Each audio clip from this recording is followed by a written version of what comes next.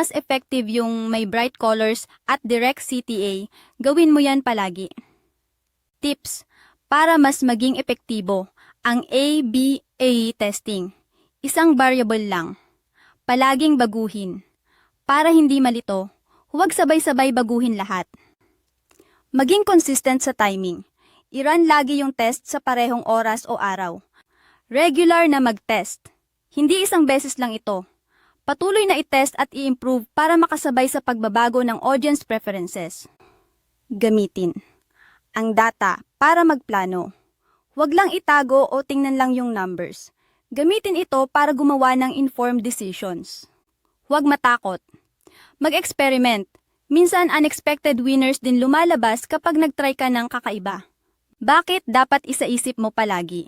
Ang A/B testing. Dahil mabilis magbago ang social media landscape at preference ng users, laging may puwang para mag-improve.